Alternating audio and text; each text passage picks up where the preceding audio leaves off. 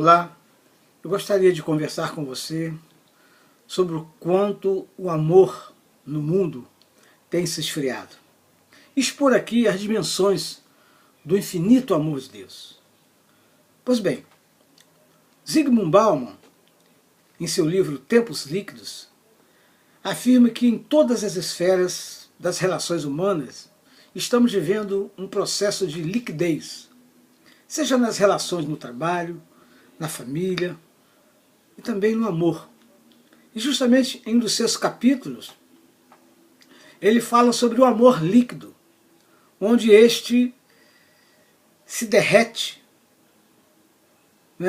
enfim, se liquefaz com muita facilidade. Mas, em contraste com tudo isso, temos a força do infinito amor de Deus. E é sobre isso que eu quero conversar com você. Pois bem, para nortear essa nossa conversa, eu quero citar um pequeno texto, conhecidíssimo de todos nós, que está no Evangelho de João, capítulo 3,16, que, aliás, o reformador Martinho Lutero o chamou de o Evangelho em miniatura. E eu quero ler esse texto, ou melhor, citar esse texto para você, que diz o seguinte: porque Deus amou o mundo de tal maneira que deu seu Filho unigênito, para que todo aquele que nele crê não pereça, mas tenha a vida eterna. Certa ocasião, o renomado pastor inglês, que a maioria dos teólogos e pastores conhecem,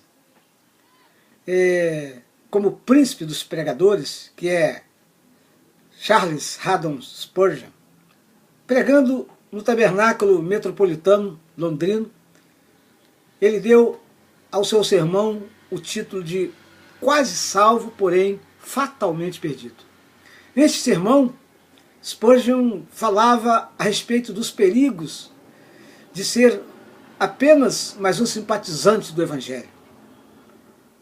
O príncipe dos pregadores, então, frisava que ser apenas um admirador do Evangelho não é suficiente para fazer com que uma pessoa possa escapar da condenação eterna. Mas, diz ele, que para que alguém adquira o direito de entrar no céu, é necessário que este acumule uma experiência genuína com o Senhor Jesus. E esse texto de João 3,16 nos apresenta a figura de Nicodemos, que era um dos principais judeus, que era um admirador de Jesus, um doutor da lei, versado na Torá, um homem respeitadíssimo na religião judaica, um homem que tinha prestígio e elevada posição social. Por isso Nicodemos foi ter com Jesus durante a noite, porque ele tinha medo de que os seus companheiros do Sinédrio, que os membros do Sinédrio e mesmo as demais autoridades pudessem vê-lo. Nicodemos, então, dá início a um interessante diálogo com Jesus e fica estarrecido com tudo que Jesus falava para ele. Porque o teor do diálogo dele com Jesus era de que ele precisava nascer de novo. Evidentemente, Nicodemos não entendeu errado a proposta de Jesus, porque na condição de rabino que ele estava, como um conhecedor das Escrituras, Nicodemos compreendeu a linguagem de Jesus e deu resposta de igual maneira. Jesus propôs a Nicodemos um despojamento de tudo aquilo que ele conquistara durante toda a sua vida, até aquele presente momento, e lhe propôs a optar por aderir a um novo começo e buscar encaminhamentos para experimentar uma nova caminhada existencial. Assim, Jesus faz esta afirmação no versículo 16, que, segundo Lutero, como eu disse no início, é o Evangelho em miniatura.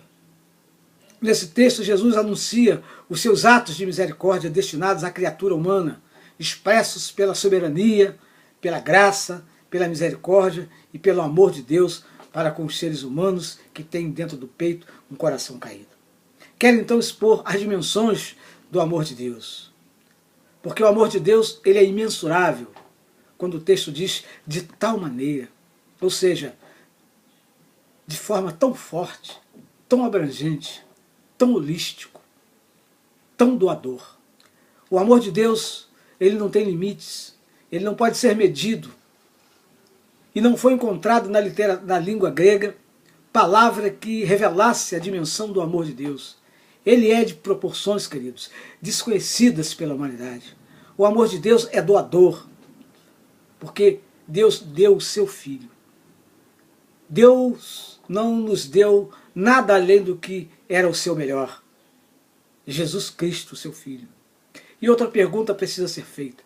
Quem de nós se habilitaria a entregar um filho nosso ou qualquer outra pessoa da nossa família para morrer em prol de outra pessoa? O amor de Deus é gracioso quando o texto diz todo aquele que nele crê. Deus dá oportunidades para todos os homens responderem ao convite da salvação. Arthur Walkington, Pink, fez a seguinte afirmação: nenhum pecador foi salvo por ter dado o coração a Jesus. Não somos salvos por termos dado algo, mas sim pelo que Deus nos deu. Apóstolo Paulo aos Romanos 11, 33 a 36, ele diz: ó profundidade da riqueza, tanto da sabedoria como do conhecimento de Deus. Quão insondáveis são os seus juízos e quão inescrutáveis os seus caminhos. Quem, pois, conheceu a mente do Senhor? Ou quem foi o seu conselheiro? Ou quem primeiro deu a ele para que lhe venha a ser restituído? Porque dele e por meio dele e para ele são todas as coisas. A ele, pois, a glória eternamente. Amém. O amor de Deus é vivificador. Quando ele diz, não pereça, mas tenha a vida eterna. O amor de Deus proporciona vida àqueles que se encontram mortos, assim como afirma o apóstolo Paulo em sua carta aos Efésios, capítulo 2, 4 e 5, quando ele diz: mas Deus, sendo rico em misericórdia, por causa do grande amor que nos amou, e estando nós mortos em nossos delitos, nos deu vida juntamente com Cristo. Pela graça sois salvos. Efésios capítulo 4, versículo 2, ele diz: quem recebe a Cristo, recebe a vida. Quem não o tem, não tem vida. Ainda João capítulo 3, 36. Por isso, quem crê no Filho tem a vida eterna. O que, todavia, se mantém rebelde contra o Filho, não verá a vida, mas sobre ele permanece a ira de Deus. 1 João capítulo 5, de 1 a 13. E o testemunho é este: que Deus nos deu a vida eterna. E esta vida está no seu Filho. Aquele que tem o Filho tem a vida. Aquele que não tem o Filho de Deus não tem a vida. Estas coisas vos escrevi